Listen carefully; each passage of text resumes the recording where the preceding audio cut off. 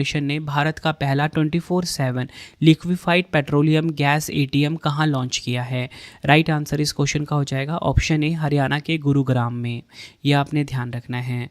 Bharat petroleum corporation ने भारत का पहला जो 24/7 लिक्विफाइड पेट्रोलियम गैस एटीएम है, इसे लॉन्च किया है हरियाणा के गुरुग्राम में। यह आपको ध्यान रखना है। नेक्स्ट है हमारा क्वेश्चन, विश्व मौसम विज्ञान दिवस 2026 कब मनाया गया है? वर्ल्ड मेट्रोलॉजिकल डे की यहाँ पे बात की जा रही है, तो ये मनाया गया है 23 मार्च को। ऑप्शन ए बिल्कुल सही हो जाएगा। 2026 की थीम है आज का अवलोकन, कल की सुरक्षा, ऑब्जर्विंग टुडे प्रोटेक्टिंग टुमारो, ये इसकी थीम रही है। नेक्स्ट है हमारा क्वेश्चन, मार्च 2026 में जल शक्ति मंत्रालय की मेजबानी में विश्व जल दिवस सम्मेलन 2026 कहाँ पर आयोजित हुआ है? राइट आंसर ऑप्शन ए हो जाएगा, नई दिल्ली में इसका आयोजन किया गया है।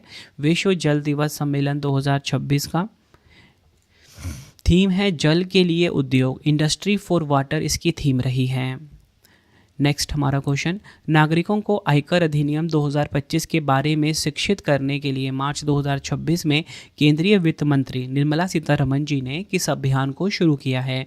राइट आंसर हो जाएगा ऑप्शन सी, प्रारंभ 2026।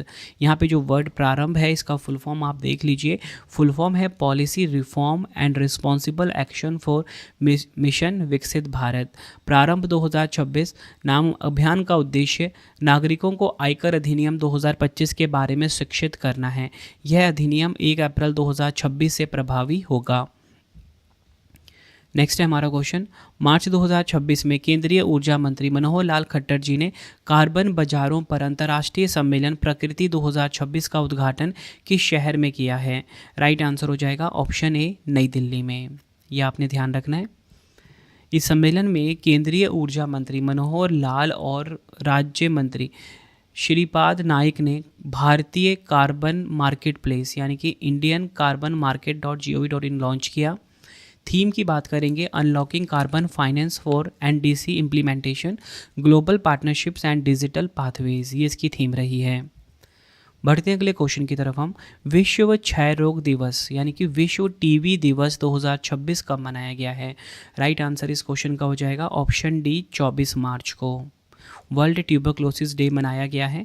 डिटेल में बात करेंगे, विश्व क्षय रोग दिवस एक वैश्विक स्वास्थ्य जागरूकता अभियान है जिसका मुख्य उद्देश्य लोगों को इस समस्या और उनके निवारक उपायों के बारे में शिक्षित करना है।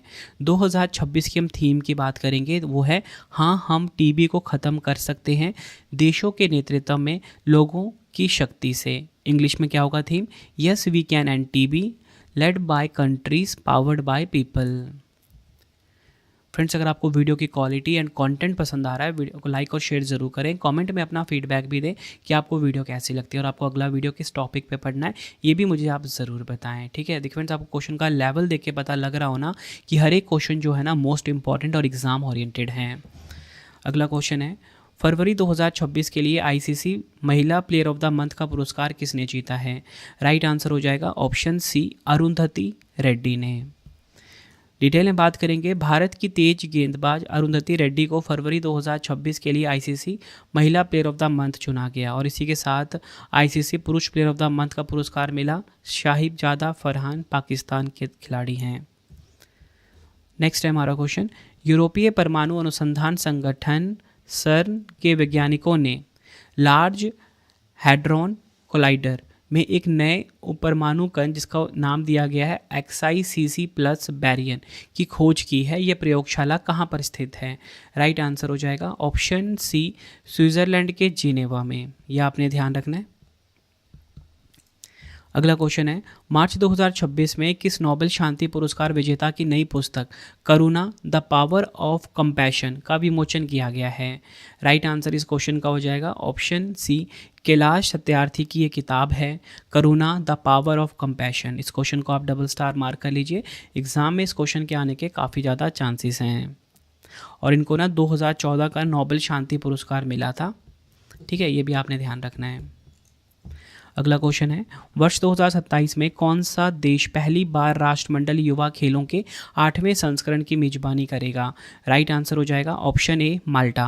माल्टा जो है राष्ट्रमंडल युवा खेलों का जो 8वां संस्करण है 2027 में होना है, इसकी मेजबानी करेगा।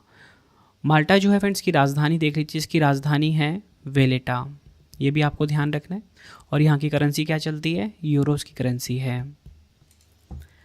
नेक्स्ट है समान नागरिक संहिता, जिसे कि हम यूसीसी बोलते हैं, यूनिफॉर्म सिविल कोड भी बोलते हैं, लागू करने वाला भारत का दूसरा राज्य कौन सा बना है। राइट आंसर हो जाएगा ऑप्शन सी गुजरात। गुजरात जो है ये समान नागरिक संहिता यानी कि यूसीसी लागू करने वाला भारत का दूसरा राज्य बना। समान नागरिक संहिता की बात करेंगे, स्वतंत्रता के बाद यूसीसी कानून लागू करने वाला पहला राज्य उत्तराखंड है, ठीक है। और दूसरा कौन सा बन गया है अभी, दूसरा गुजरात बन गया है। भारतीय संविधान के राज्य नीति निदेशक सिद्धांतों यानी कि डीपीएसपी के अनुच्छेद 44 में समान नागरिक संहिता का विचार उल्लिखित है।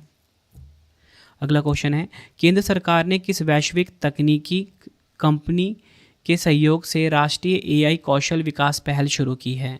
राइट आंसर हो जाएगा ऑप्शन डी गूगल और यूट्यूब, यह आपने ध्यान रखना है। अगला क्वेश्चन है हर पार्वती कथा कृति के लिए 35वां सरस्वती सम्मान 2025 से किसे सम्मानित किया गया है। राइट आंसर हो जाएगा ऑप्शन डी राम कुमार मुखोपाध्याय। राम कुमार मुखोपाध्याय को 35वां सरस्वती सम्मान 2025 मिला है, और ये 2025 वाला है जो कि मिल कब रहा है 2026 में। 35वां संस्करण है सरस्वती सम्मान का, ठीक है। और इनकी कृति का नाम भी आपको ध्यान रखना है, हर पार्वती कथा। प्रतिष्ठित सरस्वती सम्मान से 22 साल बाद बांग्ला लेखक राम कुमार मुखोपाध्याय को उनकी कृति हर पार्वती कथा के लिए सम्मानित किया गया है।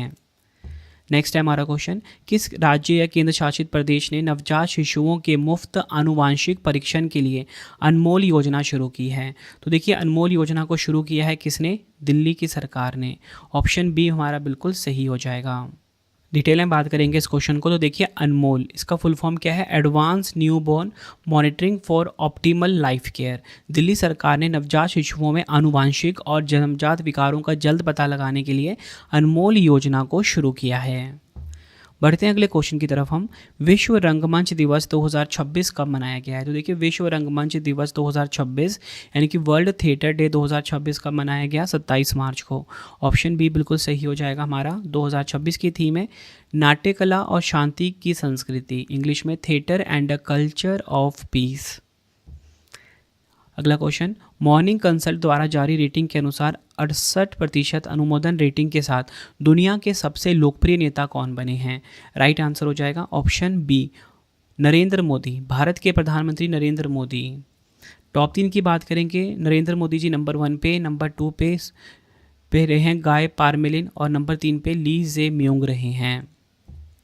अगला क्वेश्चन अप्रैल 2026 में निर्धारित आर्टेमिस 2 मिशन वर्ष 1972 के किस मिशन के बाद निम्न पृथ्वी कक्षा से परे जाने वाला पहला मानवयुक्त मिशन होगा। राइट आंसर इस क्वेश्चन का हो जाएगा ऑप्शन बी अपोलो 17। डिटेल में बात करेंगे आर्टेमिस 2 मिशन के बारे में। आर्टेमिस 2 मिशन नासा के आर्टेमिस कार्यक्रम का पहला मानवयुक्त मिशन है जो मनुष्य को लगभग 54 वर्षों के बाद फिर से चंद्रमा के करीब ले जाएगा। ठीक है, किसका मिशन है ये, अमेरिकी स्पेस एजेंसी नासा का ये मिशन है। मिशन की अवधि क्या है, यह लगभग 10 दिनों का मिशन होगा। रॉकेट और स्पेसक्राफ्ट की बात करेंगे, space launch system rocket Orion 003 यान को अंतरिक्ष में ले जाएगा। अगला क्वेश्चन है किस भारतीय स्टार्टअप ने इसरो के लिक्विड प्रोपल्शन सिस्टम सेंटर को अत्याधुनिक आकाशा 300 3D प्रिंटर सौंपा है। राइट आंसर इस क्वेश्चन का हो जाएगा option D space time 4D printing solution, यह आपने ध्यान रखना है। अगला क्वेश्चन है भारतीय प्राणी सर्वेक्षण के वैज्ञानिकों ने किस राज्य में कॉकरोच की एक नई प्रजाति नियोलोबोप्टेरा पेनिनसुलेरिस की खोज की है। राइट आंसर हो जाएगा ऑप्शन सी महाराष्ट्र, यह आपने ध्यान रखना है। अगला क्वेश्चन है भारत के सबसे बड़े प्रेगनेंसी कोहोर्ट अध्ययन का नाम क्या है जो समय पूर्व जन्म की समस्या से निपटने पर केंद्रित है। इसको डबल स्टार मार्क करना। राइट आंसर इस क्वेश्चन का हो जाएगा ऑप्शन ए गर्भ INE गर्भ INI, यानी कि स्पेलिंग इंग्लिश में क्या है, GARBHINI, ये आपने ध्यान रखना है। अगर हम बात करें गर्भ INI पहल की, केंद्रीय प्रौद्योगिकी राज्य मंत्री डॉक्टर जितेंद्र सिंह ने जानकारी दी कि भारत समय से पहले होने वाले जन्म की पहचान और रोकथाम के लिए स्वदेशी आर्टिफिशियल इंटेलिजेंस आधारित तकनीक विकसित कर रहा है। बढ़ते हैं अगले क्वेश्चन की तरफ हम। भारतीय नौसेना ने हॉर्मुज जलडमरू मध्य से गुजरने वाली ऊर्जा आपूर्ति लाइनों की